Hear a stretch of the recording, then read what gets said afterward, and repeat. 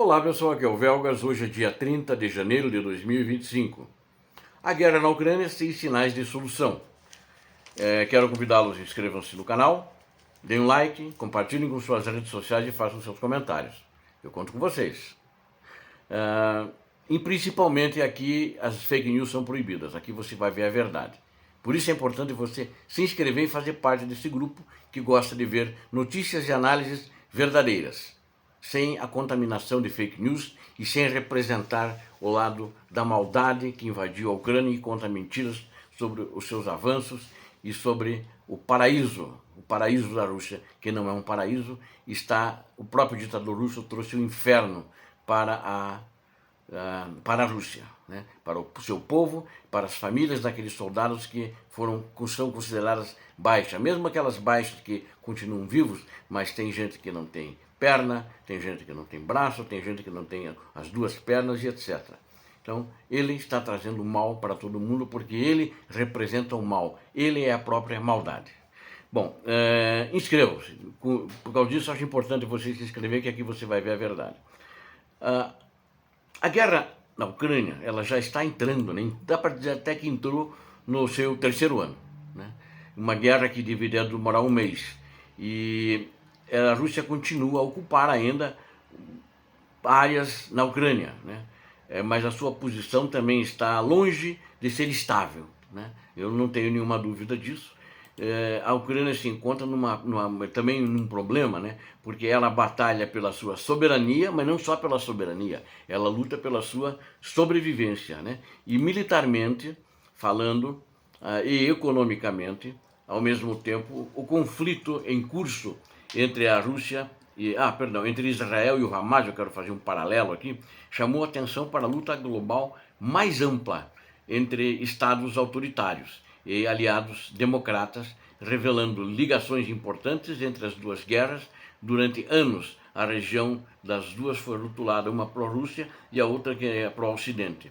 A infiltração russa na região do Oriente Médio foi significativamente corroída desde a invasão em grande escala de 2022 na Ucrânia. Ela foi corroída também, porque a Rússia que sustenta os grupos terroristas e a derrota imposta aos grupos terroristas por Israel e seus aliados, que estavam lá inclusive combatendo com aviões, foi muito significativa. E a derrota que também a Rússia sofreu na Síria foi muito mais significativa ainda.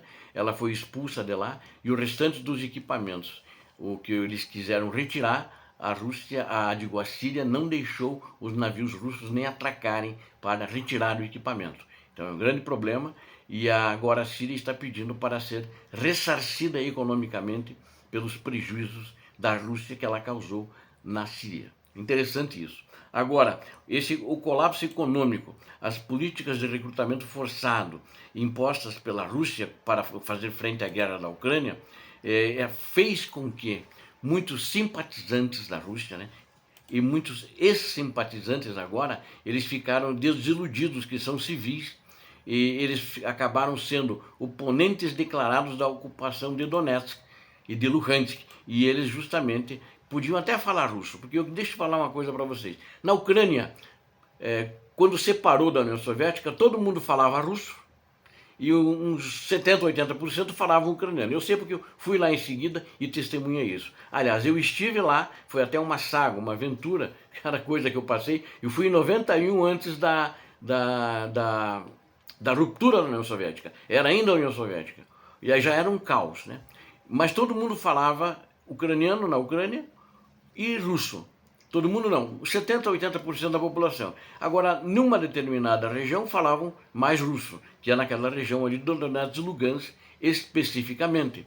Mas isso não quer dizer, eu conheço essa região também, mas isso não quer dizer que a pessoa é russa, ou que ela quer ser russa, né? E eles não... Ele pode falar russo, mas ele não parece ter inclinação russa. E agora, eles, depois da ocupação, eles estão muito mais contrários e querem que os russos vão embora. Eles, inclusive, estão mostrando hostilidades.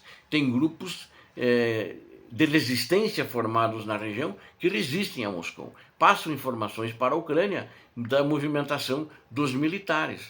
E de 2023 a 2024, a resistência dentro desses locais ocupados aumentou muito, né? E na realidade, esse controle, por causa disso, na região está diminuindo da Rússia. Os moradores estão fugindo da mobilização forçada porque os russos estão fazendo a seguinte sacanagem. Eles estão agora pegando ucranianos residentes que ficaram lá, estão obrigando a dar o passaporte russo e estão mandando ele para a frente de combate. Então as pessoas estão fugindo daquelas regiões, não querem ficar lá, né? Completamente.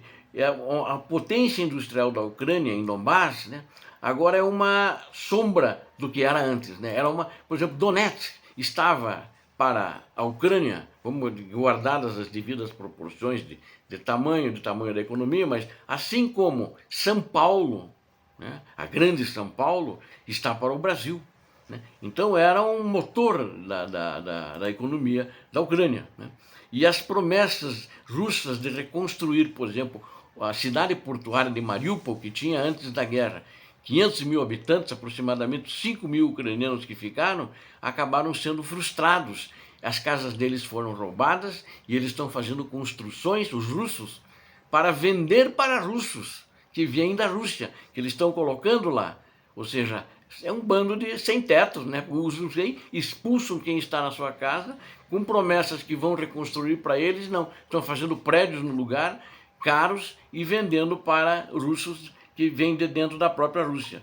Então é uma grande propaganda contra esse ditador maníaco, doente mental, e que faz esse esforço de guerra, né? E em outros lugares vem, posso chamar assim de russos ou colonos russos, estão se mudando para os territórios ocupados e para solidificar o controle da Rússia. Mas muitos moradores locais que ficaram hoje estão com um ressentimento, né? A esperança inicial da Rússia de uma ocupação rápida foi substituída por uma luta de desgaste, onde até mesmo suas alegadas anexações militarmente estão instáveis. O fracasso em controlar totalmente Donetsk e Luhansk ressalta a fraqueza mais ampla da operação russa. Estão lutando hoje, há 3 anos depois, não tem o controle total. A Rússia ainda não está enfrentando a derrota, longe disso. As forças ucranianas fizeram ganho em algumas áreas, mas grandes contraofensivas foram armazenadas.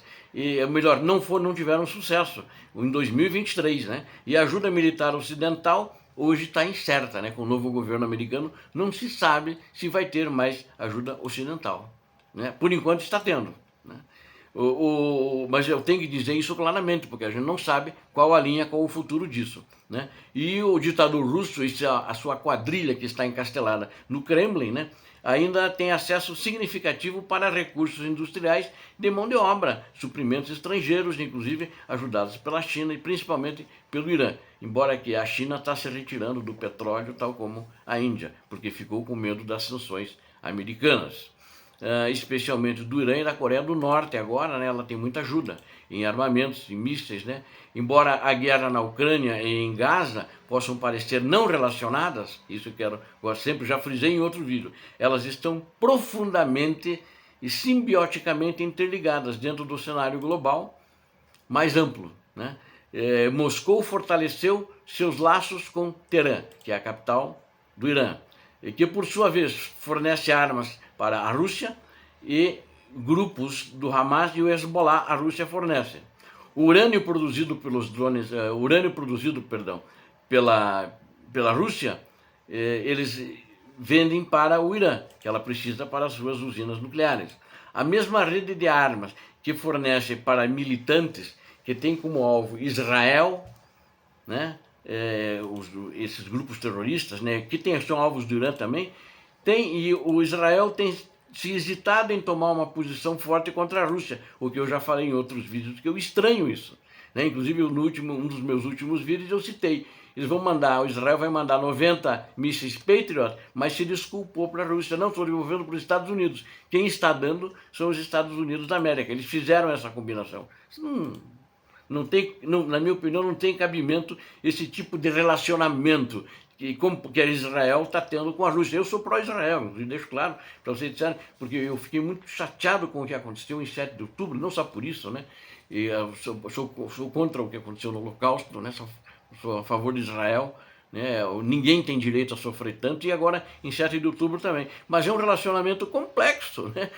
A Rússia fornece armas para os bandidos que atacaram com as armas russas, fuzis russos, no dia 7 de outubro. Essa relação não consigo entender. Mas, no entanto, informações recentes sugerem que Israel pode estar silenciosamente fornecendo armas de fabricação russa capturadas do Hamas para a Ucrânia. Apareceu um boato nisso, mas Israel não confirma e a Ucrânia não confirma que recebeu também. Ou seja, ela está recebendo um armamento russo, que supostamente eles conhecem porque ele vem derivado da era soviética, né? E um aviso direto de Putin, tanto a Ucrânia quanto Israel, depende da ajuda militar do Ocidente. Né? Interessante, os dois dependem. Embora que o Israel tenha mais autonomia, ele tem muito mais armamento e recebeu mais ajuda durante muito tempo, porque ele vive numa área cercado por países inimigos. Né? Então são essas linhas de vida críticas que eles têm. Mas a Ucrânia também. Né? As políticas internas nos Estados Unidos da América e na União Europeia levaram os medos das ameaças e das chantagens de Putin. Né? E agora existem os medos dos aliados, agora eu diria mais esse medo da Ucrânia, de que a Rússia e a Ucrânia, mesmo o Hamas e grupos apoiados pelo Irã contra Israel, possam desafiar a ordem global, que na realidade a guerra da Ucrânia é um desafio à ordem global. Né? O que o Putin fez, ele fez um desafio à ordem global, explorando fraqueza na unidade ocidental. Né? A Rússia usou o conflito de Gaza para desviar a atenção da Ucrânia. Né? Quem determinou que naquele dia, coincidentemente o aniversário do Vladimir Putin, tinha que ser feito o ataque a Israel, foi o Kremlin, foi Putin. Não tenho nenhuma dúvida disso na minha cabeça. Né? E tentando pintar o apoio ocidental a Kiev como hipócrita, é o que ele chama. E ele diz que quem criou a Ucrânia foi Lenin. Mentiroso. Mentiroso. Isso é mentira, né? Da mesma forma que redes de informação russas tentaram enquadrar a resistência da Ucrânia como agressão neonazista, ao mesmo tempo em que retratam o Hamas como combatentes da liberdade para o público do sul global. A Ucrânia nunca foi nazista, não é nazista e nunca será nazista. E não existe nenhuma luta pela liberdade no sul global, ali no Oriente Médio, capitaneada pelo Irã e seus proxies. Né? Isso, acho que nós temos que ter muito claro isso. Para o futuro, há fatores que determinarão o destino da Ucrânia. A Ucrânia não pode vencer, eu diria, esse ano militarmente, expulsar os russos, não tem essa condição. Precisa arma, munição, precisa mais pessoal também. Mas o que ela deve fazer é continuar forçando um colapso econômico na Rússia, que ela está fazendo com muita competência. Né? Espero que essa força de barra continue e o Ocidente deve continuar apertando as sanções, né?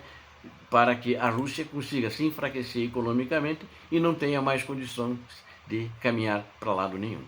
Obrigado a vocês que assistiram esse vídeo, eu conto com vocês. Inscrevam-se no canal, é muito importante. Aqui você viu a verdade. Aqui não existem mentiras. Fake news aqui não são permitidas. Se você quer estar com a verdade, inscreva-se no canal. Dê um like, todos vocês. Compartilhem com suas redes sociais e façam os seus comentários. Deus abençoe vocês. Deus abençoe a Ucrânia. Deus abençoe o Brasil. Paz e bem. Paz para toda a humanidade.